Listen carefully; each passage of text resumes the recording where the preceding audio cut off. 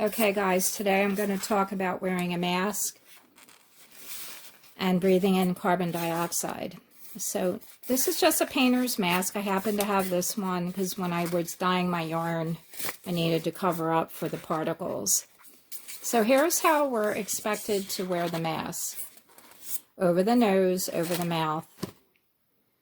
So what I do when I go in a store, because most of the time I don't want any confrontation. I don't want someone at the front door saying, put the mask on, or, you know, you need to wear the mask. I just don't want the confrontation, so I'll put the mask up. But when I go in the store, I do pull the mask down like this. So I figure most people are wearing the mask. I think I'm the only one in any store I've gone into that doesn't either have the mask, either I keep it here at my neck, or I just have it like this. So now, if you can see, my nose is open, so I can breathe freely. I'm not breathing in my carbon dioxide like that, but I'm satisfying their paranoia by putting the mask on. Now, the mask, in my opinion, cannot stop things. Look at this. It's open. I mean, germs are going to get through. Germs are everywhere, people. They're on every surface. They're floating around. We weren't afraid last year when there was a seasonal flu. People were getting really sick, and we weren't wearing these masks. So I keep it like this so I can breathe. That's the only thing I can say. The nose is open. I'm not breathing in that carbon dioxide, which I will go, into more detail after I show you how I wear this. So let's move on to the next part of the video. And I hope you'll listen all the way through. It's very important that you hear this. Hi everyone. I'm going to talk today about carbon dioxide, which is the gas that we breathe out. Because I want to explain how I wear my mask when I go in the store. I live in Pennsylvania. The governor says we must wear a mask. I'm having trouble with that, even though he did give an exception to people that can't wear a mask, say for a medical condition or whatever. You're not even allowed to be asked why you're not wearing the mask, but sometimes I just don't want a confrontation. So I put on the mask maybe just to go into the store if they're checking, and then I take it off because I really can't breathe right. I'm very sensitive to the breathing.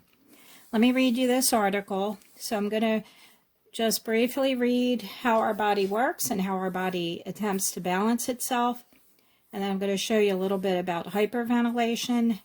And then I'm going to talk about the effects of carbon dioxide, not carbon monoxide. Carbon monoxide is the poisonous gas.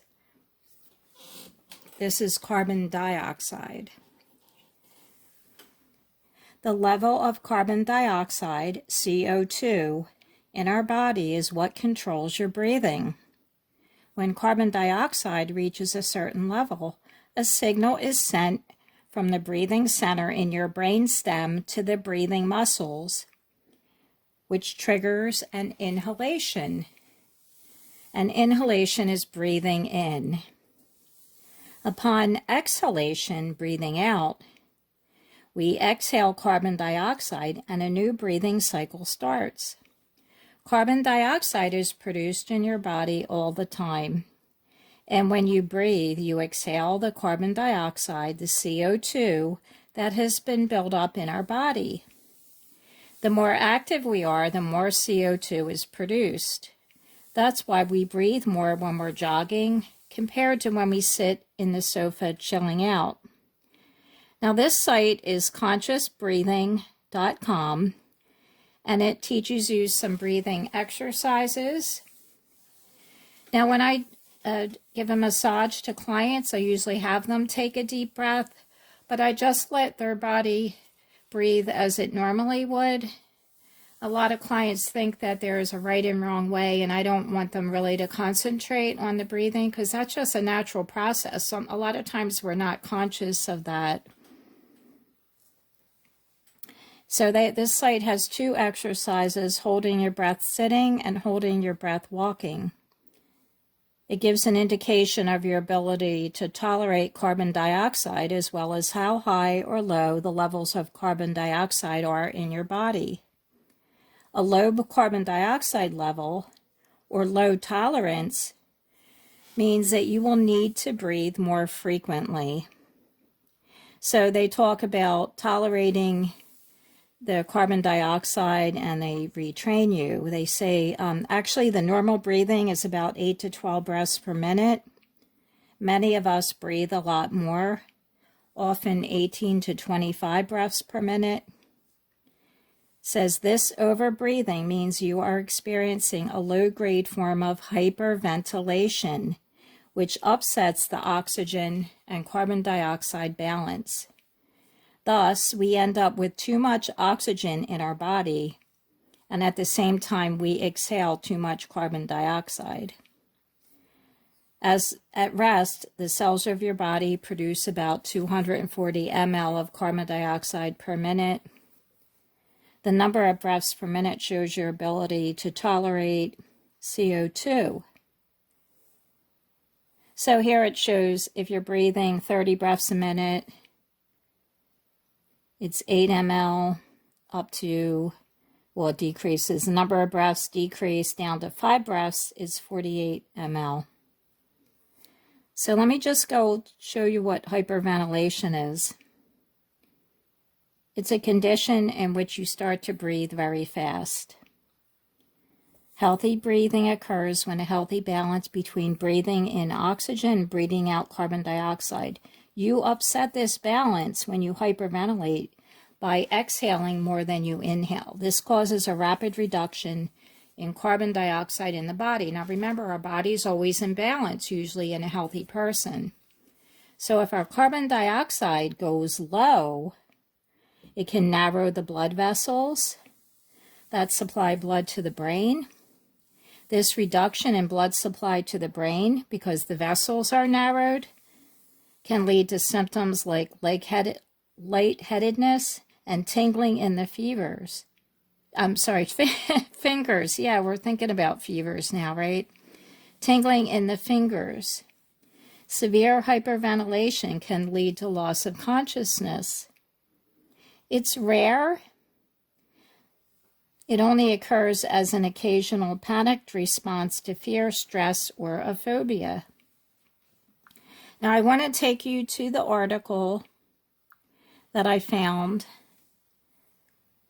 And this one is excellent.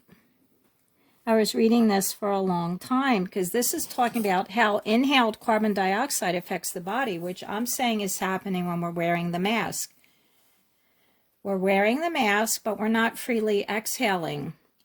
The carbon dioxide is going into the mask and just sitting there. It would be if you stayed under your covers all night and never came out of your covers.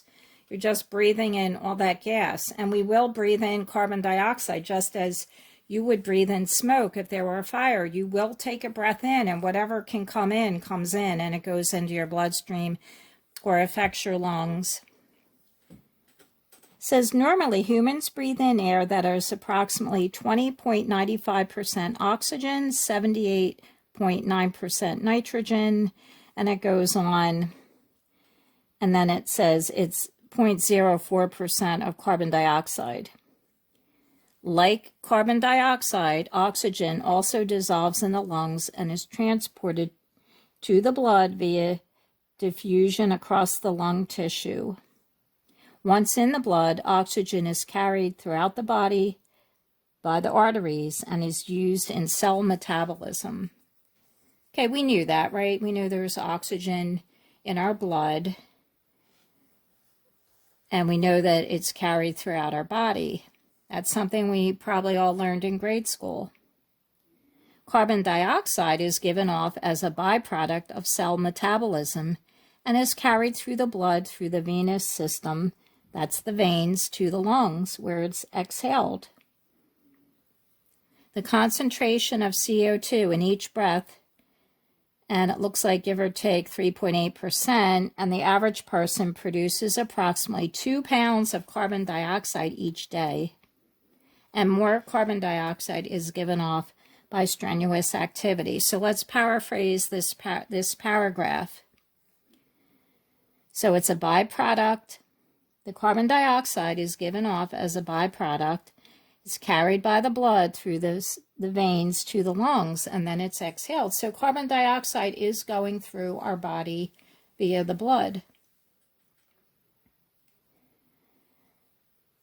Okay, we have hypercapnia, hypercarbia, and hypercapnia. It's a physiological term for the condition of and the body's response to excessive carbon dioxide. So there's 3 names, maybe even more, that are given to the condition where if there's too much carbon dioxide in the blood, when CO2, carbon dioxide, is breathed into the lungs, it dissolves in the water there, diffuses across the alveolar capillary membrane and enters the bloodstream. And that is the lung capillary membrane, and it enters the bloodstream.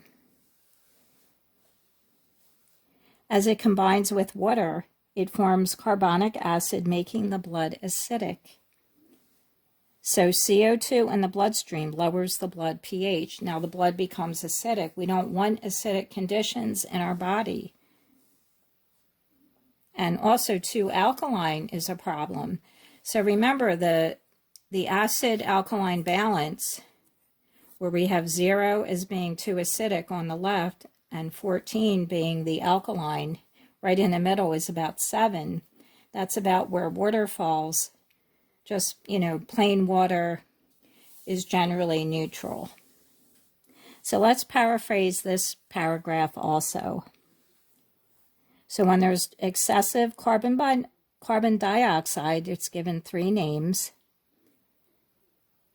So if you're breathing in carbon dioxide, it dissolves in the lungs and enters the bloodstream and creates an acidic condition. So if you're wearing your mask and you're breathing in your carbon dioxide, you're creating an acidic condition. Okay, when CO2 levels, carbon dioxide levels, become excessive, a condition known as acidosis occurs. This is defined as the pH of the blood becoming less than 7.35, which I just said. Neutral is about 7 on the acid-alkaline scale. So now we have the blood becoming more acidic. The body maintains the balance mainly by using bicarbonate ions in the blood. Now remember, bicarbonate of soda is alkaline. Some people took bicarbonate of soda in 1928 as a testimony of a woman that I saw giving an interview. When she was a child, her mom gave her and her siblings bicarbonate of soda during the 1928 outbreak. Let me continue.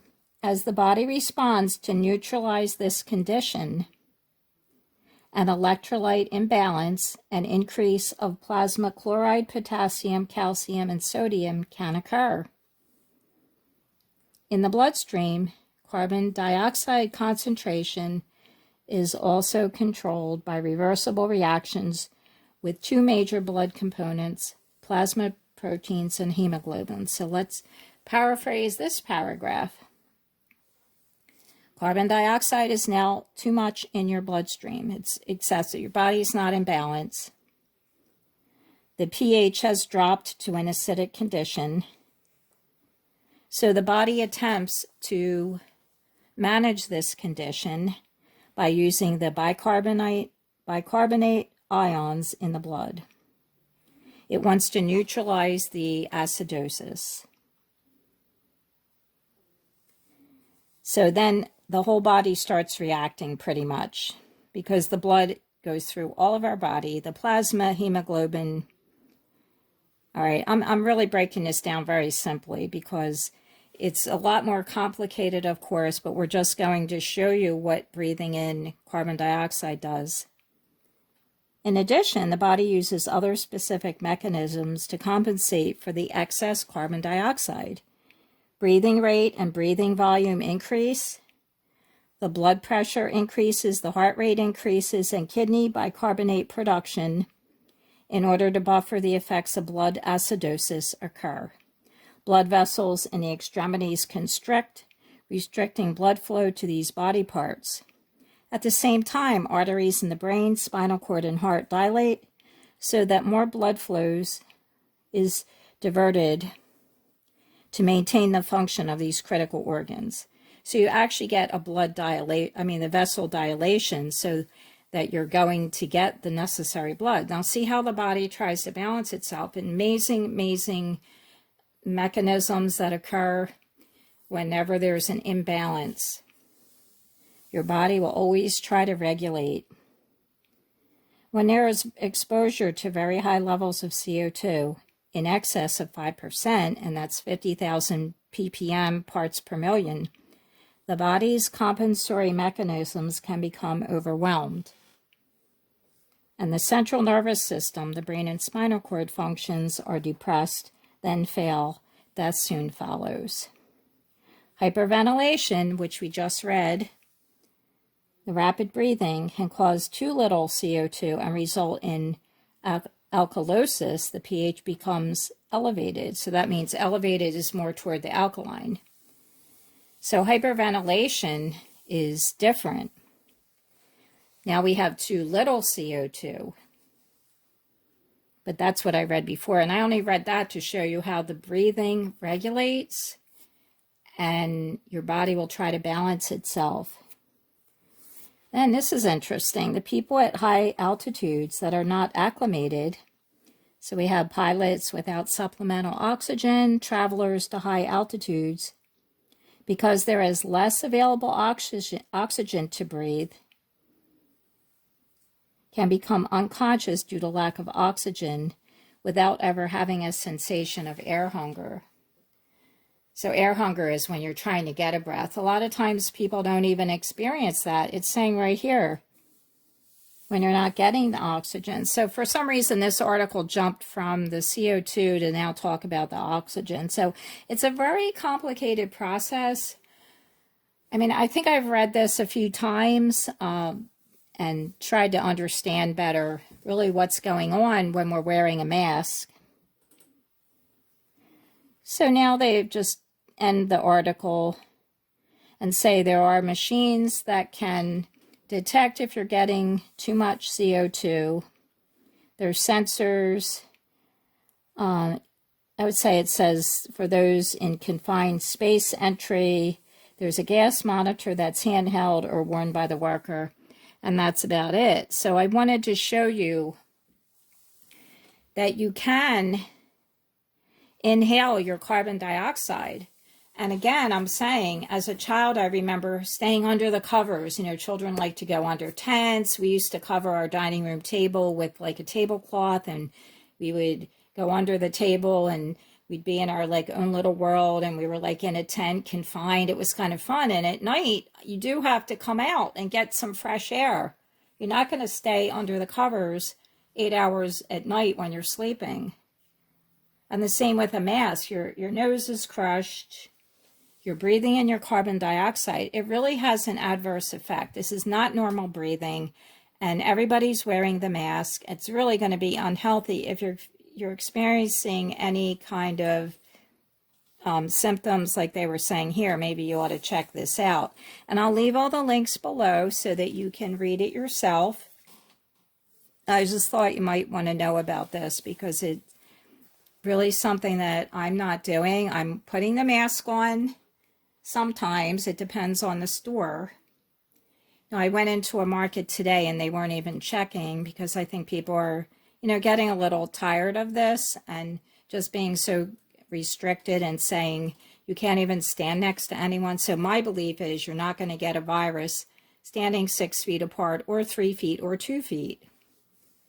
There's just germs all over the place and our bodies can handle it. You know, I'm sorry if people did pass away. Probably not from this. They died from something else. So thanks for watching. I hope that you'll read about it. It's really fascinating. And most of us don't have medical training, so it would be good just to educate yourselves so that we're not believing everything that we hear on TV, because that's someone else just trying to, manipulate a situation. So I hope that you'll read it. And if you don't know any of the words, you can look them up on Google and just have a little pen and paper next to you and write down the definitions. There's actually not a lot of big words in this article, but it really helps just to know a little bit, just to educate. So I hope you enjoyed it. Thank you so much for watching. I love you guys. I hope you'll be fine. I hope we all get back. We're really hoping for this, and I'll see you on the next one.